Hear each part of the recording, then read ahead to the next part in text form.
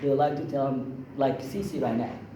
One day, if you write the name, I'm going to show that video at the end, Aya Higazi. Aya Higazi, she was already, has a court order to be in prison, American Egyptian, I think 10, 15 years. When Sisi come here and meet with President Trump, which to him, that was the biggest award to Sisi, General Sisi. He told him, make sure free Aya Higazi. By phone call, Sisi was here, he called them in Egypt. Aya Higazi she came to the United States next day. Even she had a court order, she was already sentenced for 10 years in prison. See, that's tell you that like the president here cannot free a president. If you're sentenced to 15 years in prison, can President Trump call and say, get him out? No, you can't, because you have a system.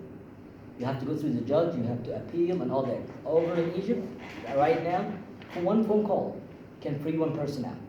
That show you how the corruption is. So anyway, if you would like to get Melissa on the phone, Melissa, this is from B Magazine. This is the first people I contacted them to be involved and to do a coalition.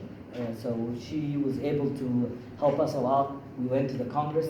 We did a lot of conferences in different universities and all that. So she kind of give you a heads up what we've been doing. Okay, so we're gonna try to bring Melissa in via Skype. So she should be able to, we're gonna be calling her and we can see and hear her and she can see and hear us, or she can hear us through the phone, okay? So when there are questions, I'll give you guys the phone if you have questions for her. And hopefully she has been listening, and so she should know that. Hopefully. I think this is actually.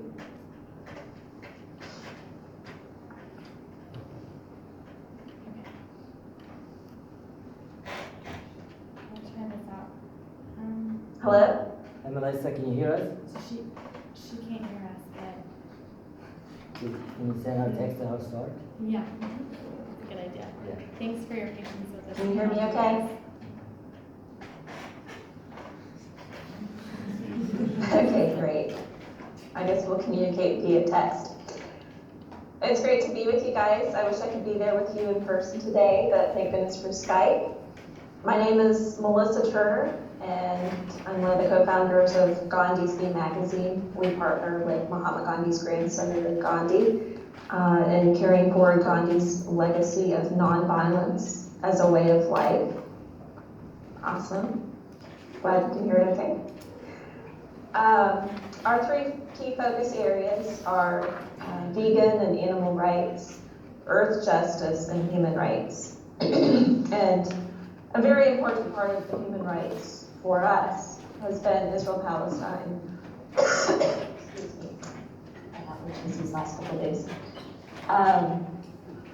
The key focus for human rights has been Israel-Palestine and Egypt. And we've been working with Mohammed and Egyptians abroad for democracy worldwide for the last 4 years. And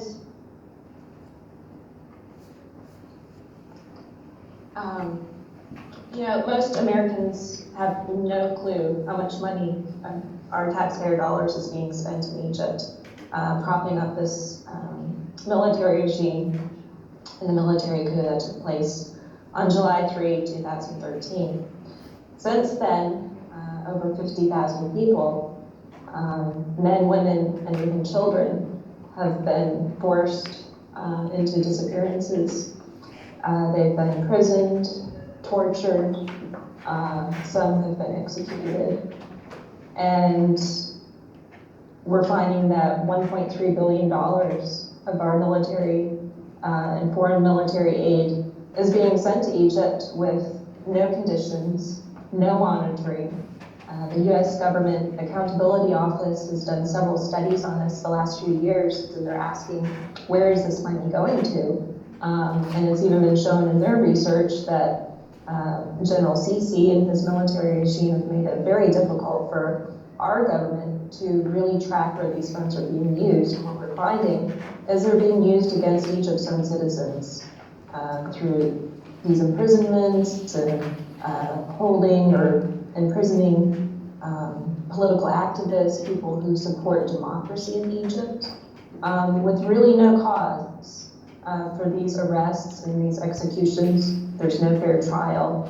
And all of these things are greatly disturbing. And so these last few years, we've been working very diligently with Mohammed and his team and other partners in New York and DC to really get the message out to the American people so they know that their taxpayer dollars are contributing to these gross human rights violations in Egypt. So we've been lobbying in Washington. We've held several conferences. The last one that we did was at Harvard University.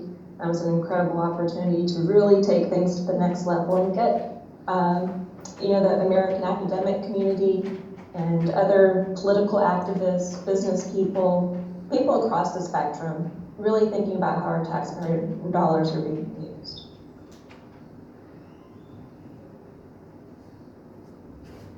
Okay. Can you still hear me okay? I just cannot answer you. Okay, so do you want to tell us a little bit about the specific lobbying group? Yeah, that's what So- my next. With that said, and I had a hard time hearing some of the things that Mohammed was sharing, but I really encourage you all to take the opportunity to watch The Square.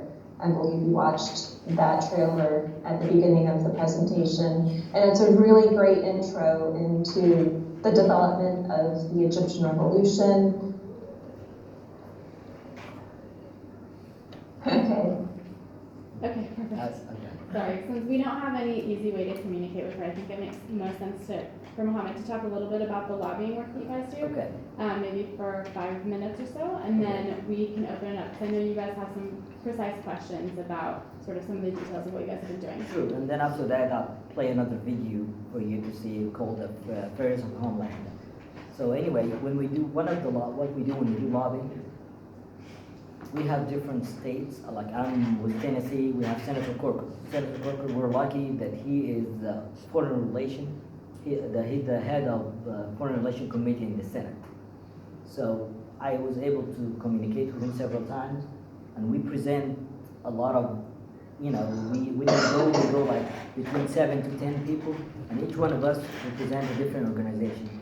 And one of those organizations are Human Rights Watch. And this is actually, I'm gonna leave this for you guys here. This is one of a Human Rights Watch report about Egypt. And this is the most legitimate American organization about human rights. They're telling them what's happening in Egypt exactly and how this harming the United States. Because when we support the Egyptian regime killing their own people, we're really causing animosity. And as we all know, whenever we talk to the Congress, this is how we present it to them. As we all know that General Sisi creates terrorism. He does, like when you hear about ISIS, by the way, ISIS are not Muslim, period. I'm gonna talk about this at the end. ISIS, this is a made-up group to justify the presence of the dictatorship in the area. But this way, when they tell President Trump and tell the European, I'm here, I'm General Sisi, I'm here to protect you guys from having ISIS coming abroad. He's actually created this one, by this way America and Europe support General Sisi. He's actually the one who created ISIS in the area, as they do in Libya, as they do in Syria. But this way, the government of America, the government of Europe, they say, okay, let's leave Sisi. Let's leave the president Bashar al-Assad in Syria. At least he's fighting terrorism. As a matter of fact, if we have democracy, the time Morsi was there, he never had one crime of terrorism. See, because the people of Egypt themselves want to protect the country. The other thing, how he created let's imagine I'm going to show you a case right now. A girl, she's 24 years old, student, very well educated, because her father was a parliament member, and she's visiting her father all the time. She writes on Facebook, free my father, and she sometimes writes in English and all that. All of a sudden, they just went to her house, didn't say where did they take her. Her mother sent a letter. I want to put this letter to you guys to see with her picture. She knows I'm coming to talk to some students today, tell them, please make sure they read that letter. And she cried every day, been 17 days. She's okay if her daughter is already in prison, she doesn't know where. And unfortunately, most of the time, they take the girls to the prison in Egypt. A lot of them, they leave the prison pregnant. And they all kind of bad things, especially when they take young girls. The soldiers and police officers, they do all kind of bad things in prison to them. So she's crying, and she was supposed to be getting married 2 weeks from the time she was captured. And until this moment, they don't know where is she. And as a matter of fact, my last meeting in the Congress, we presented her case, and we presented other cases too as well. And I made up like some printout to you guys, and I wrote down the interest too, for you to understand when I go to the Congress that he represents you, why do I help you? It's already been written here. So we met with Senator McCain. We met, actually sometimes we don't meet with the Senator himself, but we meet with his staff. However, last time we met with the Senator McCain. If you go to our page, Egyptians Abroad for Democracy Worldwide, you will see our pictures with Senator McCain, with Senator Corker. I was lucky last time on the flight going to DC. Senator Corker was right sitting the chair right behind me. So I get to talk to him before I even go to his office. So I explained a lot of things throughout the flight. So whenever we go there and present, if you guys don't mind, I'll pass this to you, like each 2 or 3 have one of those in the passage. All right. This is the same letter. This is the last one we give it to them. And by the way, when we go there, we don't take the whole documents. The Human Rights Watch documents have more than probably 500 pages. We email it to them in a PDF, but we take a letter, have the link to it. So they read over it, and they already have information of that. But it's really important. If you ever, I don't know who of you guys work in sales, you have to convince your customer why he wants to buy that.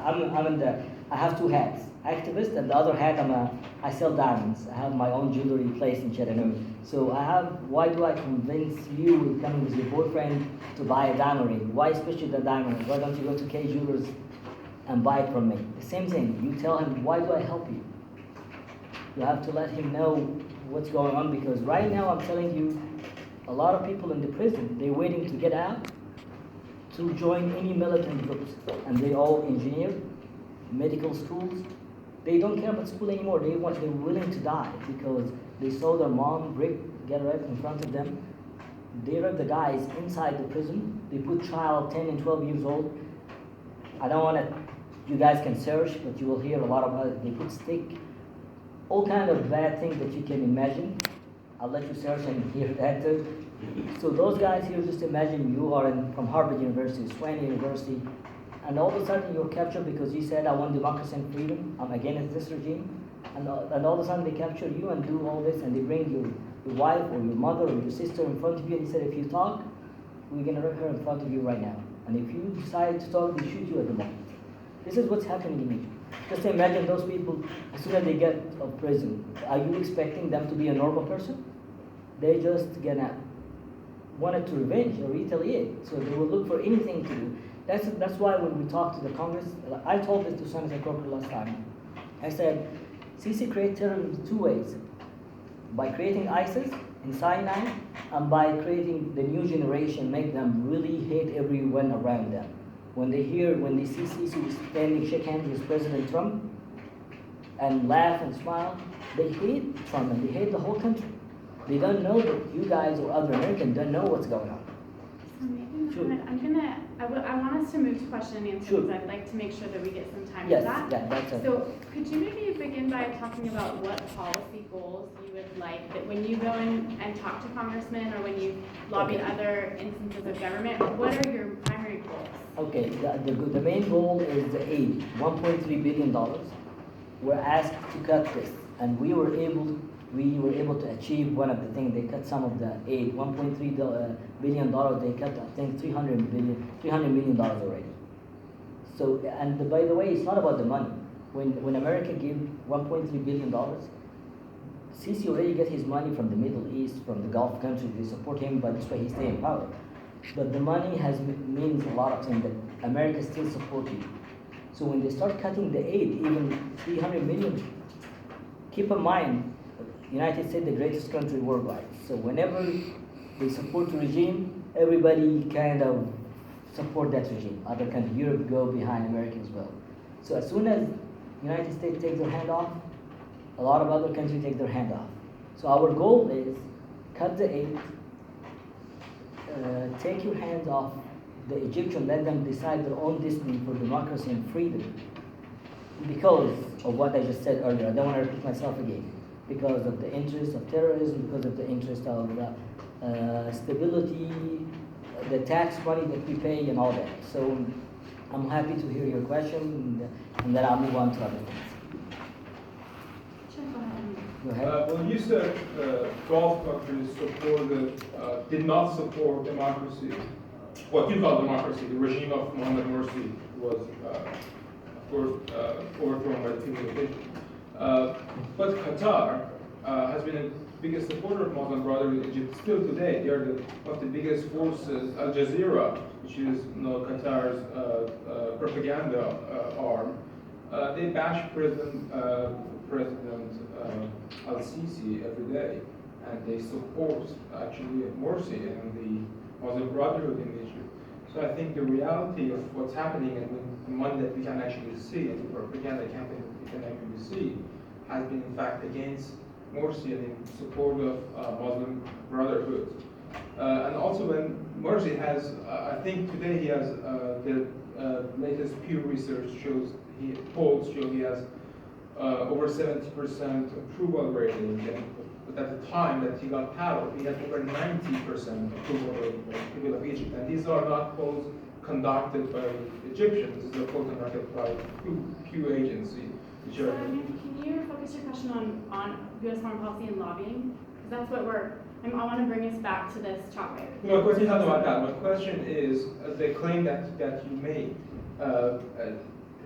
How based on what evidence are you saying that? Are you linking the overthrow of Morsi and taking over of Al-Sisi to other Gulf countries? Which Gulf countries are pointing at? So I invite you guys to have that conversation later, but I want to refocus our conversation onto foreign policy and lobbying, because we're really looking at this opportunity as a time to hear about tactics used by lobby groups, right? Okay, but I can say it fast and sure, you yeah. can link that in. Yeah, I'll link it to that as well. It's just to say that Qatar is an exceptional country. However, Qatar is not an elected government as well. And the only country, Arab country, that held democracy and the people of Egypt, financial too, media through Jazeera, is Qatar. Qatar, whatever we guys pronounce it.